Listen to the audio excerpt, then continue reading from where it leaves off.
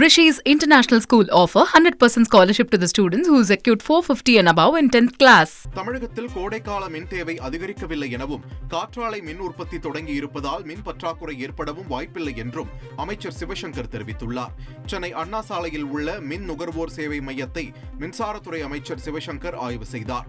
பின்னர் செய்தியாளர்களை சந்தித்த அவர் சேவை மையத்தில் அளிக்கப்பட்ட 35,16,155 புகார்கள் மீது நடவடிக்கை எடுக்கப்பட்டுள்ளதாக தெரிவித்தார். மேலும் திருநெல்வேலியில் மின்தடை ஏற்பட்ட மின் மயானத்தில் 2 மணி நேரத்தில் மின் இணைப்பு வழங்கப்பட்டது என்றும் தெரிவித்தார். கோடைகால மின் தேவை கடந்த ஆண்டை விட நமக்கு குறைவாகத்தான் இருக்கிறது. இந்த மழை வந்த காரணத்தினால் கூட இருக்கலாம். மின் தேவை குறைவாக இருக்கிறது. இப்பொழுது காற்றாலை மின்சாரமும் உற்பத்தி துவங்கப்படுகின்ற சூழல் வந்திருக்கிறது.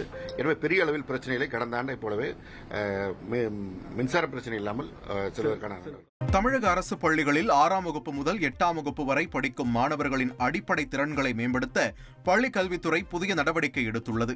மாணவர்களுக்கு ஆங்கிலம், கணிதம், அறிவியல் ஆகிய பாடங்களில் அடிப்படை திறன்களை மேம்படுத்த திறன்கள் என்ற திட்டத்தின் கீழ் பல்வேறு நடவடிக்கைகள் எடுக்கப்பட்டு வருவதாகவும், ஒவ்வொரு ஆசிரியரும் தங்களது சுயமுயற்சி திட்டமிடுதல் அடிப்படையில் லெவல் அப் என்ற புதிய திட்டம் செயல்படுத்தப்பட்டிருக்கிறது என்றும் பள்ளிக் கல்வித்துறை தெரிவித்துள்ளது.